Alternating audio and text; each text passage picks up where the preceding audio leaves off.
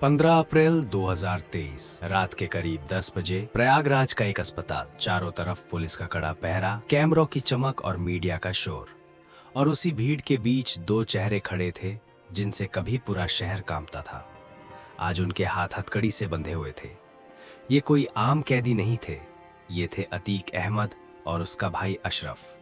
पत्रकार माइक लेकर आगे बढ़ते हैं, सवाल दागे जाते हैं। अतीक जी, आप अपने बेटे के जनाजे में नहीं जा पाए, कुछ कहेंगे? अतीक हल्की सी नजर उठाता है और बेहद धीमी आवाज में कहता है, नहीं ले गए तो नहीं गए।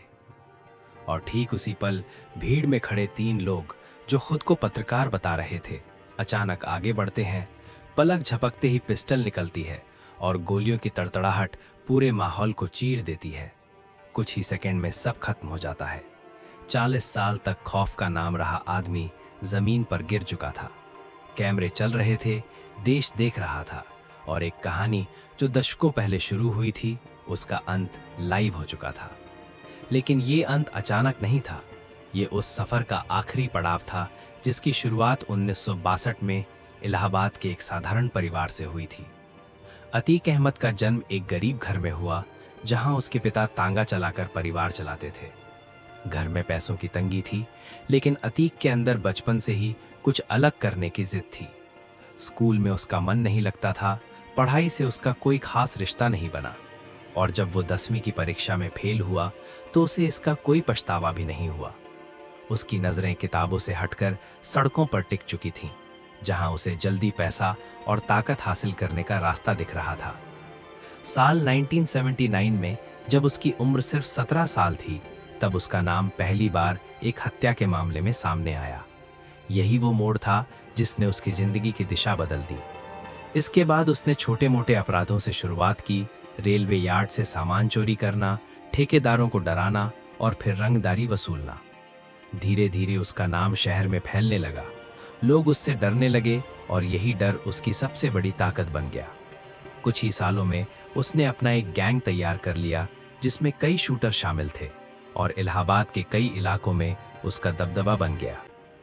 लेकिन अतीक सिर्फ अपराध की दुनिया तक सीमित नहीं रहना चाहता था, उसे असली ताकत चाहिए थी, और वो ताकत सत्ता में थी।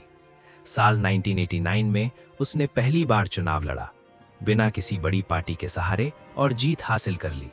एक अपराधी अब विधायक बन चुका था। इसके बाद उसका सफर और तेज हो गया। वो लगातार चुनाव जीतता रहा और 5 बार विधायक बना। 2004 में उसने फूलपुर से लोकसभा चुनाव लड़ा, वही सीट जहां से कभी जवाहरलाल नेहरू चुने गए थे, और अतीक ने वो चुनाव भी जीत लिया। अब वो सिर्फ एक गैंगस्टर नहीं था, वो सांसद था। लेकिन उसके साथ साथ उसके खिलाफ मामलों की संख्या भी बढ़ती जा रही थी। हत्या, अपहरण, रंगदारी जैसे गंभीर आरोप लगातार उसके नाम से जुड़ते रहे। साल 2005 में एक ऐसी घटना हुई जिसने उसकी जिंदगी की दिशा बदल दी। राजू पाल, एक स्थानीय नेता जिसने अतीक के भाई को चुनाव में हराया था, दिन दहाड़े गोली मारकर हत्या कर दी गई।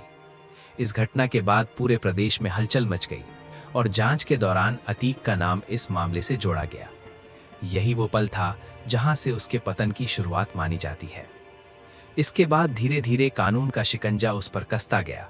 उसे कई बार गिरफ्तार किया गया और अलग अलग जेलों में रखा गया, लेकिन जेल में रहने के बावजूद उसका नेटवर्क पूरी तरह खत्म नहीं हुआ।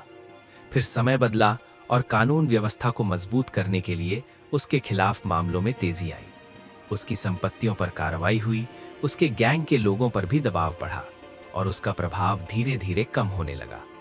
2019 में उसे एक अपहरण के मामले में दोषी ठहराया गया और उसे गुजरात की साबरमती जेल भेज दिया गया। लेकिन कहानी यहीं खत्म नहीं हुई। साल 2023 में एक और घटना ने सब कुछ बदल दिया। उमेश पाल, जो एक पुराने मामले में गवाह थे, उन पर दिन दहाड़े हमला हुआ, गोलियां चली, बम फेंके गए और उनकी हत्या कर दी गई। जांच में अतीक के बेटे असद का नाम सामने आया। कुछ ही समय बाद पुलिस कार्रवाई में असद मारा गया। जब ये खबर अतीक तक पहुंची तो पहली बार उसका एक अलग रूप सामने आया, एक ऐसा इंसान जो अपने बेटे के खोने के दर्द में टूट चुका था। इसके कुछ ही दिनों बाद अतीक को एक पुराने मामले में उम्र कैद की सजा सुनाई गई। और फिर आई 15 अप्रैल 2023 की वो रात जब उसे और उसके भाई को मेडिकल जांच के लिए लाया गया था। मीडिया मौजूद थी, पुलिस मौजूद थी, सब कुछ सामान्य लग रहा था।